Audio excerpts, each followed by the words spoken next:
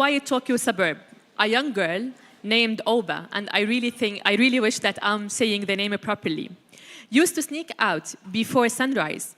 She would lace up shoes 2 sizes too big for her, because that's all what she had, and run to a concrete parking lot where she would practice for hours.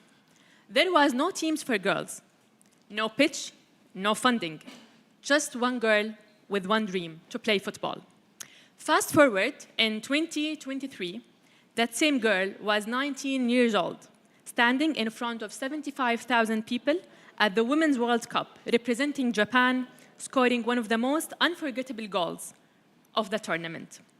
When asked afterward how she got there, she said something that still gives me chills, really. Someone, somewhere, believed that girls like me deserved a field too. That, right there, is the power of investment. Because every data point we will discuss today, every market, every strategy, every deal, begins with a single act of a belief. A belief that women's football is not really a charity project or a side story. It's an untapped market with a global momentum, local passion, and billions in potential waiting to be unlocked. And that's why we are here today. I'm Razan, Amoush, and it's my honor to moderate this session with the 3 leaders in women's football worldwide. Please, allow me to welcome my panelists, Pedro, Malabia, and again, I'm sorry if I'm not saying the names correctly, Chief Strategy Officer, Liga F, Rebecca Smith, founder and CEO of Crux Football, former FIFA Pro, and one of the strongest advocates for player-centric development, Toshiki Habutsu, president of Skylight Consulting, bringing insight into the Japanese and broader Asian market. Welcome to the session, and welcome our audience. I hope you enjoy this session today. I'll start with you, Pedro. You know, Liga F has been a case study of successful in women's football and how you professionalize the women's football in Spain, from broadcast rights to governance reform. What lessons can a global federation and investors learn from Spain experience? Well, first of all, let me thank World Football Summit again, as always, for inviting us and for giving women's football the chance to stand here. Well, definitely, I think the lessons that we can take is that women's football is an unstoppable wave.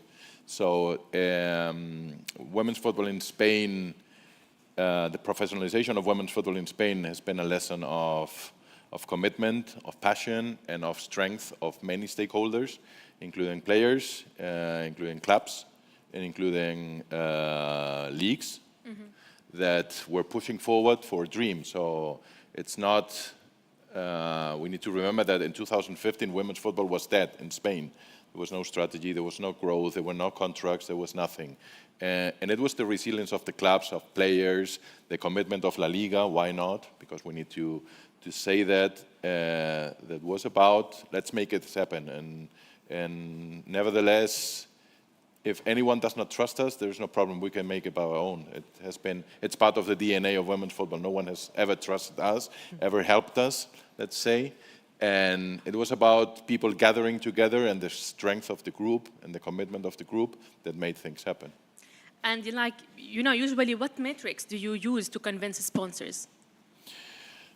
First of all, I think the biggest challenge is to create a valuable product and create a standalone experience and product that is absolutely different from any other property, any other sport, and of course of men's football. Of course, we share the place. It's a green pitch, 11 versus 11, referees, 90 minutes, but the rest is absolutely new and it's a blank frame. And I think it's about making them believe or understand that they can be part of building something that will be magical and that is already, not will, is already changing the world of football and the world of sport. So it's about being part of a very magical story. And I think, of course, you need to add good quality, good product, professionalism. But this part of values, I think it's key for our product. 100%. This will take me actually, like Pedro was talking about, at the end we need to sell a magical story. Rebecca, as one that played football and, been very, very pioneer in this field and really carry it on their shoulder. As someone both played and led in business of football. Where do you see the biggest missed opportunities globally? I mean, I think there's opportunity everywhere right now in the women's game, to Pedro's point. Currently, we just launched Crux Football, and the reason why we did that is because I think there's a huge opportunity in the club game, specifically in Europe, but obviously also in Japan and South America and Oceania. It's basically everywhere. But specifically in Europe, I think Pedro talked about the quality of the football, and we see from the data and statistics, not just my opinion, that the best footballers and the best leagues are in Europe right now. And what we're seeing is the Barcelonas, the Arsenals that was mentioned also in the last panel, they've been putting investment into the women's side, but it's still not really right. It's still not enough. The game still doesn't work. You know, I can still go to an Arsenal game at the Emirates on a Tuesday night for Champions League, and there's still 7,000 people in the Emirates Stadium. Now, does that mean that Arsenal's not doing a great job? No, they're doing a great job, but I still don't think the structures are right. I think that we need structures in women's club football that are completely separate to the men's, and that's, to your point, Pedro, exactly what you're saying, I guess, is that we need people that are looking at the women's game from a completely different lens. It needs a totally different brand identity. It needs potentially even a new logo, maybe new colors. It needs people that are focused solely on the women's team, because your media and comms people are going to be trained differently. They're going to be telling different stories. Female players, just from a medical standpoint and performance standpoint, well, we have different bodies. I had a doctor tell me once, super fascinating. She does a lot of research on women's health in the Middle East, actually, and she said, men and chimpanzees have the same number of chromosomes that are the same as women and men. And I was like, that cannot be true. So you think about, you know, how different women's bodies are in the periods, and we have a player right now, Montpellier Feminine, who's just had a child 2 months ago.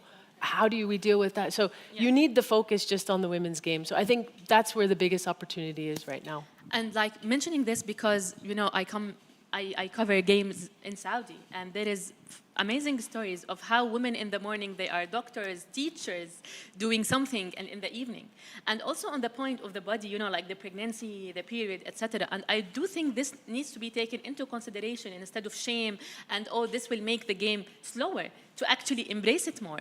Yeah, absolutely. I mean, I was talking to some players really recently, actually, and I had this issue when I was in college in the US, and now it's coming up again, where I thought, oh, this is a topic that we don't have to worry about anymore, but it's like body image for female athletes, and, you know, male coaches and how men's coaches have been talking to male players about carrying extra weight, because at the end of the day, we're elite athletes, so every extra kilo you're running around is something else that you have to schlep around with. At the end of the day, it's a lot. It actually can impair your performance.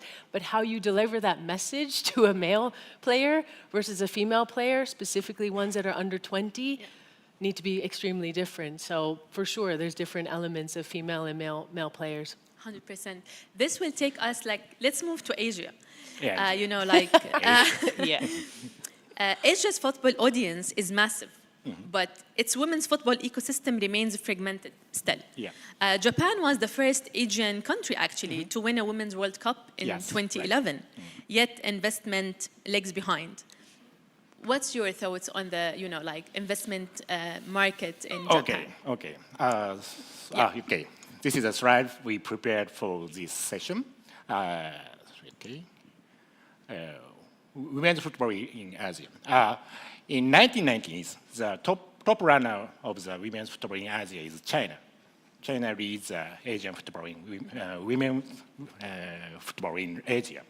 And nowadays, Japan is the first runner. And followed by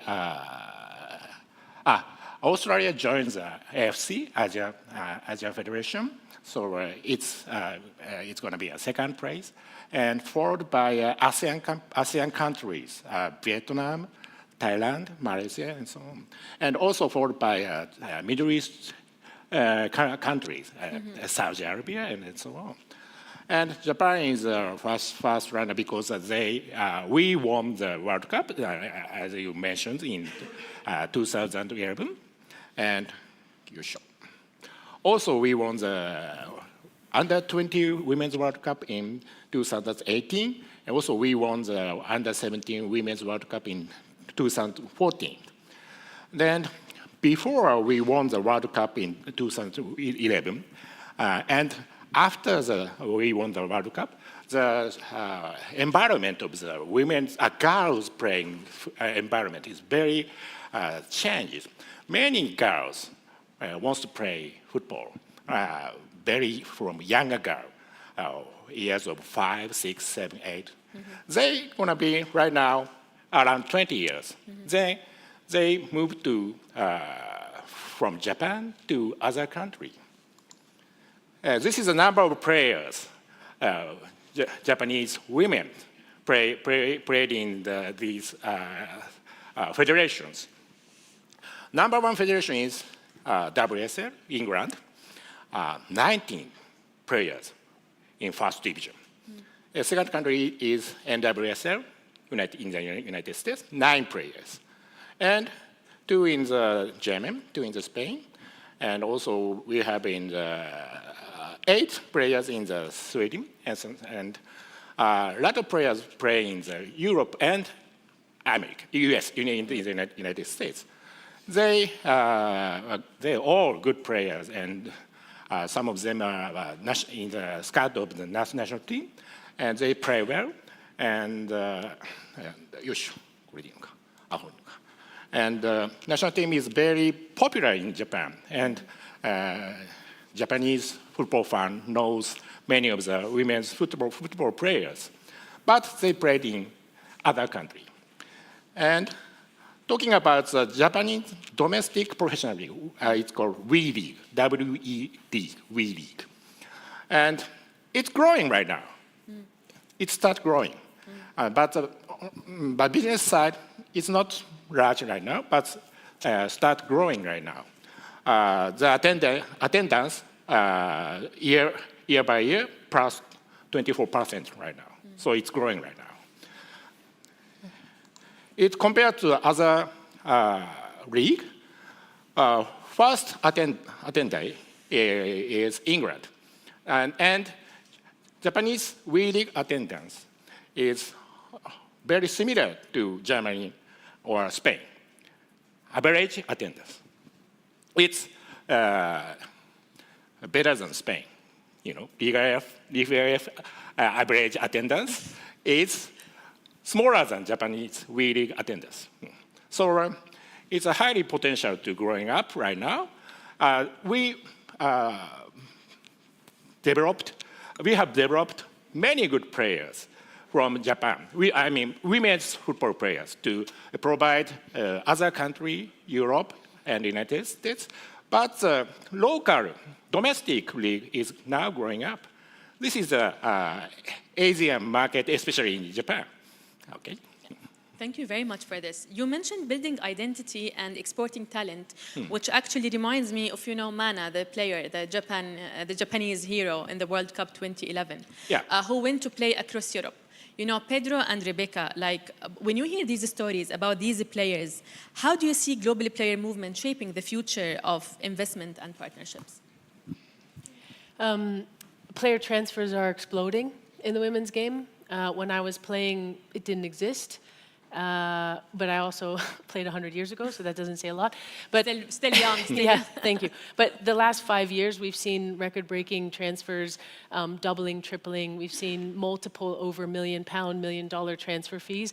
And it's actually now something that we're taking into consideration when we're doing our financial modeling, which I don't think would have been feasible even a year ago, if I'm honest. So in that sense, I think the market is shifting extremely quickly, and we're seeing a lot more talent. We're actually building a data analytics platform that will be able to recruit better and with more data. So rather than just, I know these agents, and the agents scream the loudest, so obviously we have to take those players. Actually, we're going to be looking at data in terms of recruitment to be able to find players from Japan, from Spain, from Oceania, Asia, Africa, to make sure that we're getting the right players. Middle East, of course, right players, the right places. And I think that's completely new, but it can only happen with investment because it's expensive to build. 100%. What about you, Pedro? Yeah, I would say this is a good message also, that the industry is evolving. And it's also a lesson for the whole industry. They need to understand that player movement, player transfer will be part of this industry. in Spain, we've had some criticism on the media, you know. You always have this criticism on, yeah, you're losing talent and the players are going away. And it's something that if you are in the industry, I mean, it's just to be laughing. This is part of the industry. Players come and go. And this means that the industry is growing. So it's not a problem. I still remember when I was in La Liga on the men's side. La Liga lost Neymar, Messi, lost everyone. They went.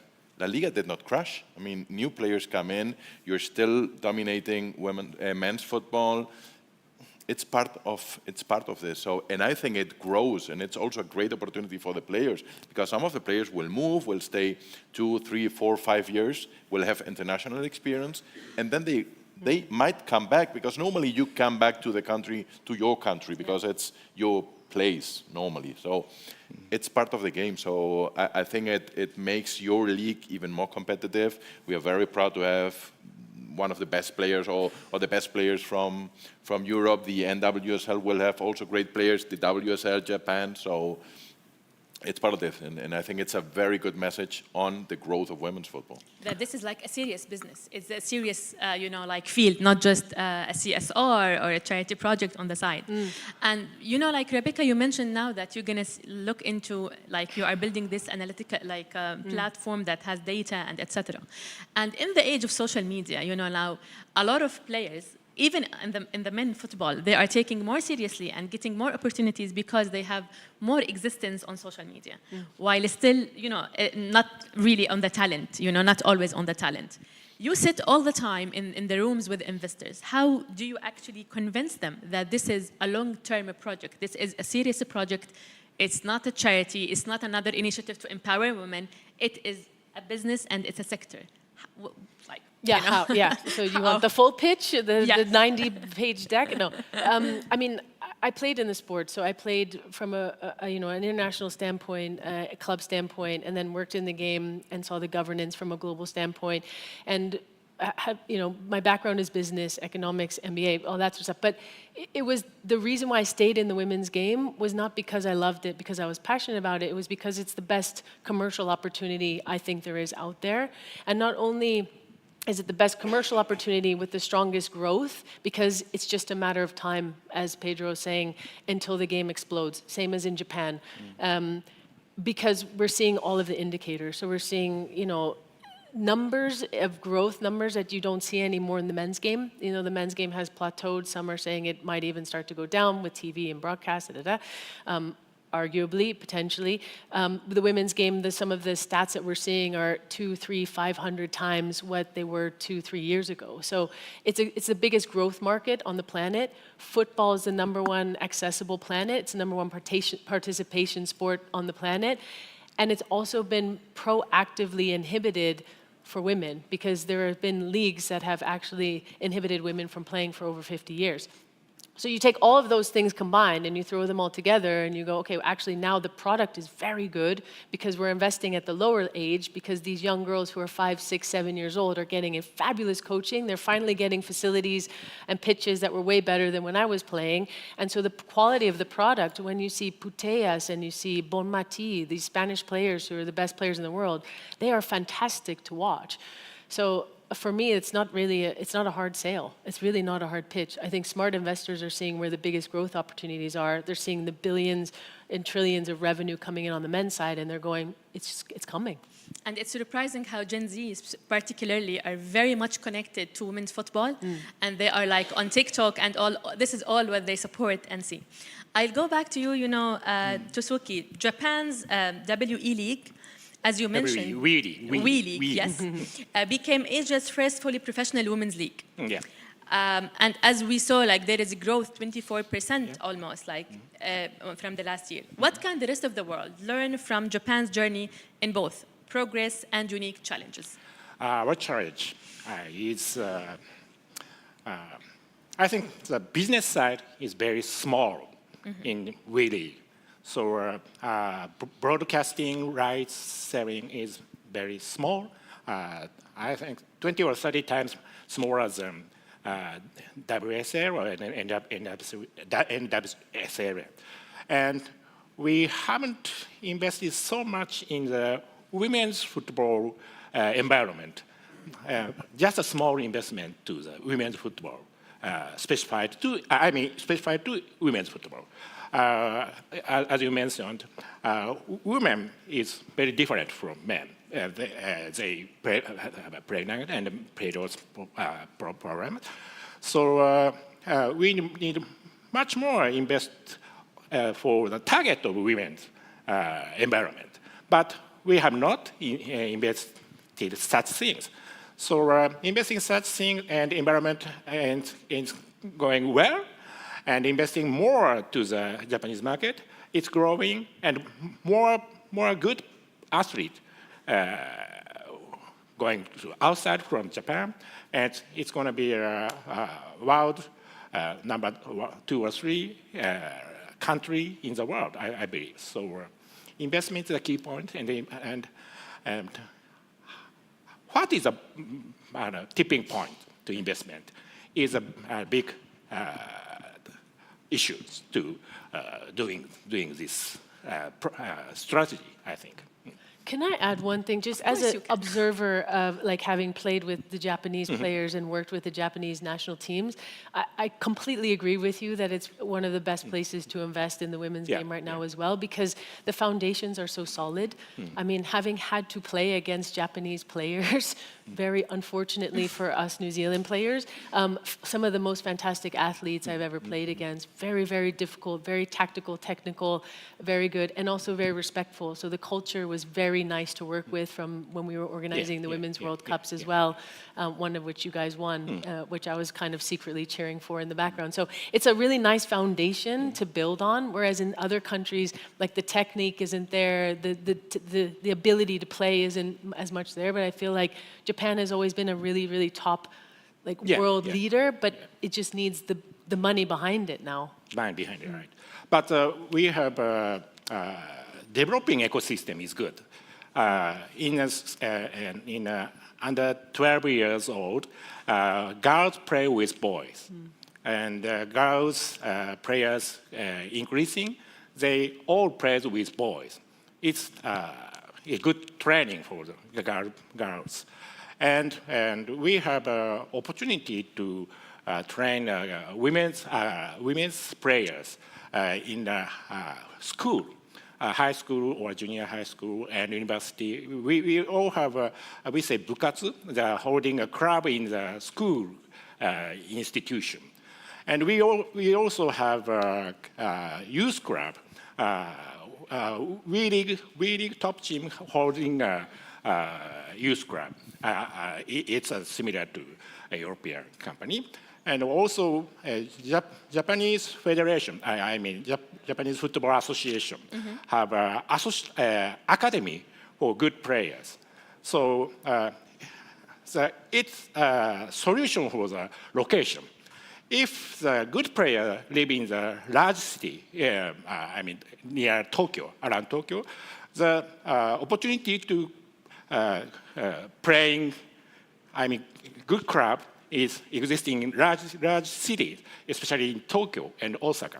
But local players have only no opportunity to play in the local area. So JFS started academy in some, and having a dormitory and going to the school and good coach in the academy. And they trained a lot. And nowadays, Momoko Tanigawa and Toko Koga is the players from the academies. So it's system to developing. We have such thing, but not connected to business side. That's a problem to a professional league. I think the problem is like who's telling the story, you know? I think we need more people to actually tell the stories of women's football and their amazing achievements. This will actually, take me to you, Pedro. In your view, what is the single largest barrier, whether on the regulation, the cultural, the financial, that is slowing the global scaling of women's league? It is slowing. Yes. I think nothing is slowing. I think it's going pretty fast, I'd say. I know that there are people that are just saying that you're not growing enough or the speed is not enough. I think we don't care about this. I think the speed is right. Investors will be the ones helping to dynamize and to push it. As he was mentioning, I think from an investor point of view, investors are not looking for the perfect place, let's say, or there's no perfect place, actually. I think you need to be able to put on the table the right pieces, a stable environment, stability, and a plan, and the right leadership. And then you're getting another piece that will be investment, people that trust, that have the right vision, that we are helping to grow together. This is something that is not yet built. This is something that we are building together. And the good point is that strategic partners are starting to understand the potential and are jumping. I'm saying strategic partners, not financial partners. There will always be financial partners. It's not only about money, it's about vision. It's about being your partner in building this fantastic blank frame that we have. So again, in Japan, I know the country quite well. Now they have this stability. They have a plan, so everyone is aligned. And it's about having this vision. It's about finding and it's about convincing. I mean, investors, startups, when you ask for investment and you have a startup, you just have a dream, or let's say you have an idea, and a good idea. And if you convince someone that will help you to make this great, this is also about women's football. The potential is everywhere. So the point is to just be able to understand, to put the right pieces on the table, to say, this is my plan, this is my vision, I will achieve this. Nevertheless, it takes 10 years. Of course, if I have a strategic partner, maybe I can be there in 5 years. So I think it's about that. Let me hear Pedro be the devil advocate, as they say, now with the rise of TikTok, Gen Z, short-term content, and there is this criticism on women's football that is slow, it's not as exciting as men's game, etc. This is not my view, this is what people say.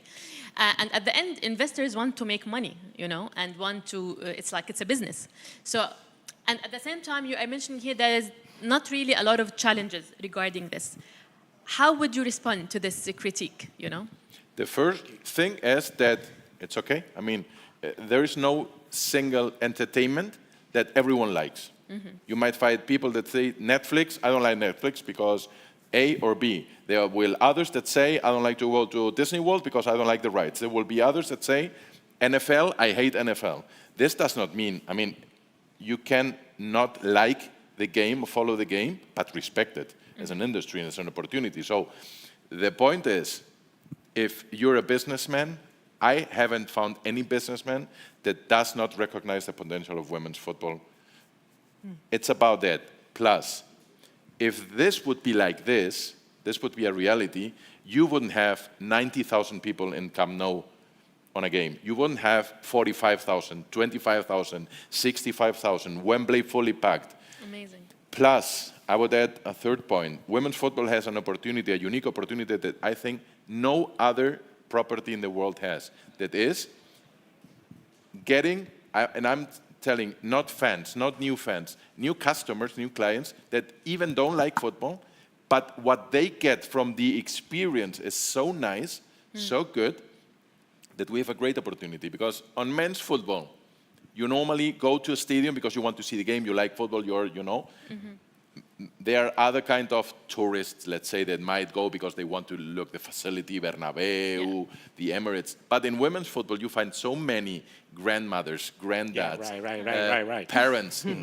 It's not a problem that they are not hardcore of the game. It's not that problem. The thing is, what kind of experience, me as a player, me as a club, me as a league, can I offer them to spend time? Because how many films do we watch that maybe it's not the preferred, but I pay for going to the cinema because I like, I don't know, any Disney film. I'm not so sure that all the parents love to watch a film on an animation film. But if the children are happy, if the whole atmosphere is nice, I pay for it. It's worth to pay. So it's not a problem. We don't need to focus only on, we only have to have fans that love the game. Of course we will have, and there are many. But let's not just be myopic on focusing just on that kind of followers. 100%. Yeah. And so you've got really enthusiastic on this. Give us the vision of the stadium in Japan. I'm really interested in the marketing strategy for men's football and what is the difference men's football and women's football? When I'm going to the stadium in Europe, men's football is kind of battle with audience.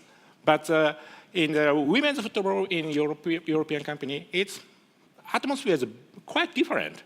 More friendly, more family come to the stadium, and I think a feel of empathy is the root of the atmosphere, I think. So quite different approaches to audience is important to the market. Yeah. So we learn much more about that, and we introduced such marketing strategies to Japan, because some Japanese football persons, if men's football, industry of men's football growing up, just invest to women's football later. So I think it's not a good strategy. Investment in men and investment to women's football is quite different strategy, I think. I need such things. So what do you think about the difference with men's football and women's football? And do you have any changing strategy between them? I want to ask some such things. Yeah. Yeah, I mean, to both of your points, I think, and I'll just say it, I think women's football will be bigger than men's football.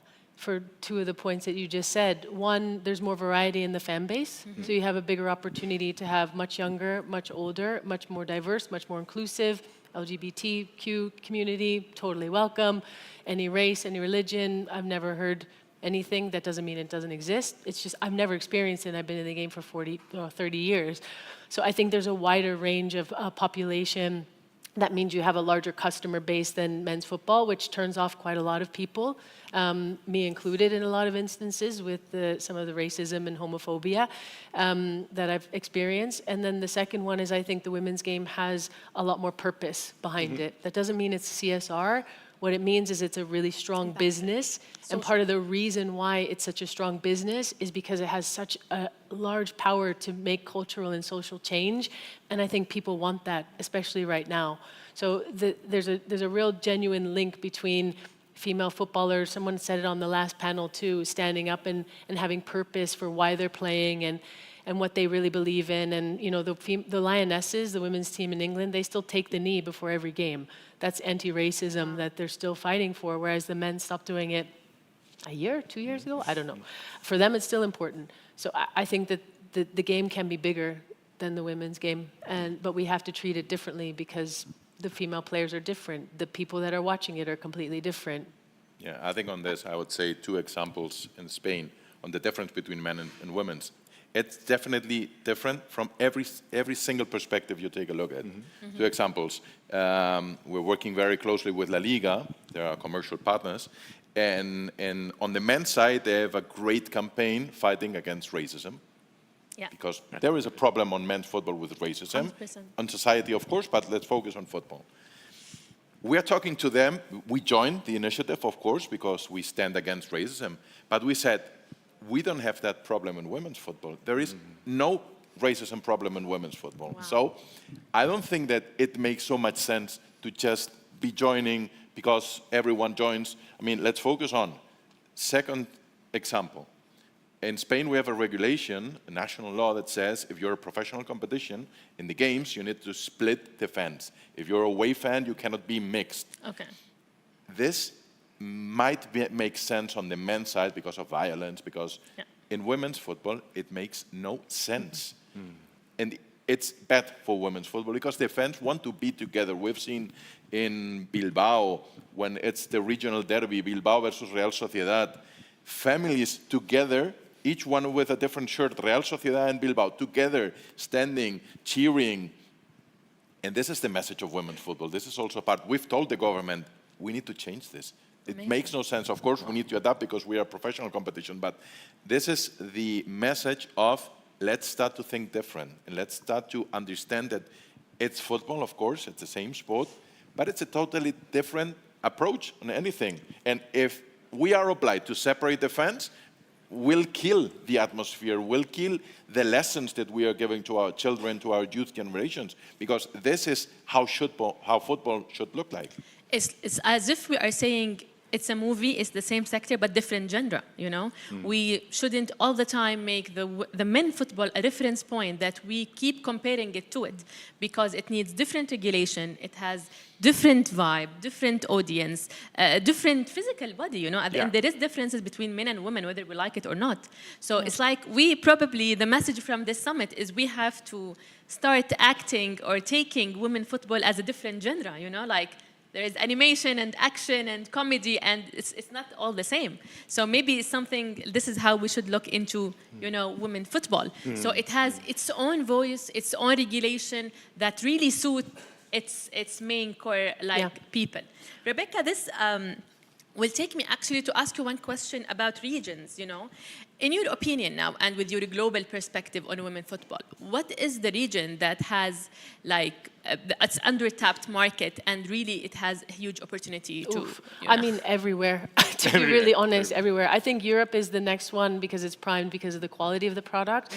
And there's a lot more happening. There's a lot more unbundling of teams from the men's and the women's already. We're seeing some coming in Spain. We're seeing it in the UK. We've seen it in France, obviously, with our team in Montpellier. But can I go back to your first question? Because I think the answer to the question is everywhere, to be honest. I think there's one other point that's really interesting is the regulatory system. So to your point, we started with men's football, and I saw this a lot at FIFA.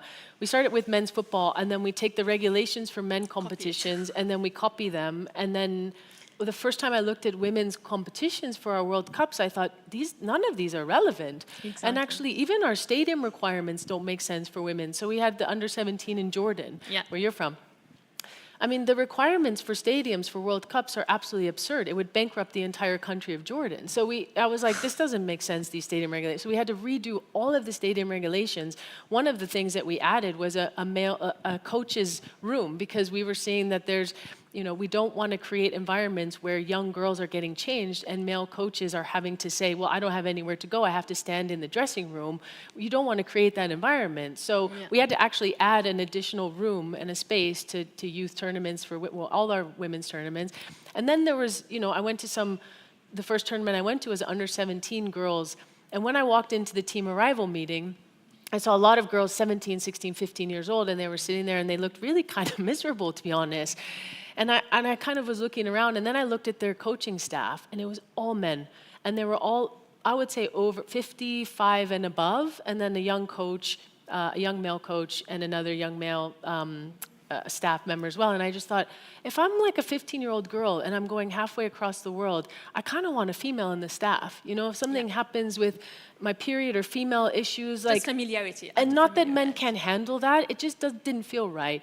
So we changed the regulations. We added that you have to have one female in your medical staff and one female in your coaching staff, because we're creating World Cups that are for women, but actually we're not creating opportunities for female staff to be with them. So just the regulations and the regulatory structures, I think, is a really important point. And now that there's more investment coming into the game, we're seeing that being pushed by investors. You know, the MCO model, Michelle King.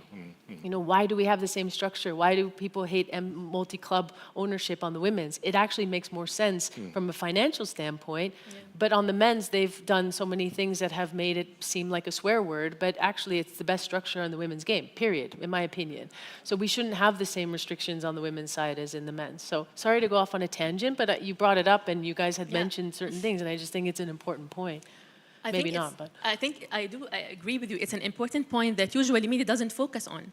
You know, and I would like to hear from you. What do you do to address these media challenges? Because again, it is the same game, like it's football, but it's complete different. Like it has like really, I think the main media message that they really have to deliver is that it's not relevant, you know? Like some regulations are not relevant, stadium regulations are not relevant, you know? So how in Japan do you address this problem, and what do you do about it?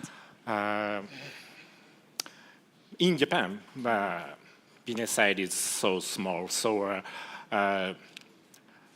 it's suitable for, it's not, there's no stadium suitable for women's football. It's too large or too, no roof and no environmental bad stadium. And the stadium have a roof on the audience space and clean in the locker room, and audience should be 5,000 to 10,000. It's suitable for women's football right now, but only a few stadiums in Japan. So and need some investment to such playing environment. We have, I mentioned earlier about the good development system, but field for professional football, show the professional football to audience. I need good stadium suitable for women's, but we don't have them. So we want to make more such things. And as Bex mentioned, that much more regulation difference from men is a good thing. So women's coach and women's support medical person or something like that is important to developing new era of Japanese football, I believe. Thank you very much. They're telling me that this is a very interesting conversation that we don't want to end, but unfortunately we have to. I like just to wrap this conversation in one sentence. Like next year when we meet at the World Football Summit, and on sessions regarding women football, Bex, what would you like the title to be? Women's football, a new structure, multi-club platforms are the best thing for the sport. Amazing. Yes. You, A little bit self-interest there, but what about you, Pedro? Maybe start not talking about potential, starting about the reality. And, Yeah, right. And Good. yeah. Yeah. Suki. Me? Actually, I came here to invite investors to Japan because it's a good time to investment because price of the club is very low right now, and currency is very low, weak in Japanese yen. And in the next 5 or 10 years, the income is growing up. I'm confident about that. Attendance growing up, so that makes ticket sales increasing, and also it's a good negotiation reason to broadcasting rights, and also it's a reason for sponsorship fee increasing. And addition to that, Asian Women's Champions League has just started last year, and the winner's prize is almost same with the prize in Europe. So that's a big chance to invest in the Asian market, especially in Japan. That's my opinion, and I want to share all of you. Okay, amazing. Thank you very much. Really, I think we tapped into very important points regarding regulations and regarding investment, etc. And I really hope next year, if we come here again to discuss how we changed the regulation, how we really respected women football from women's perspective, their voice is there. So instead of just copying everything from men, I would like to thank you very much for this interesting conversation, and I would like to ask, to also thank you, the audience for this. Our speakers are here. You can reach out to them, and thank you very much.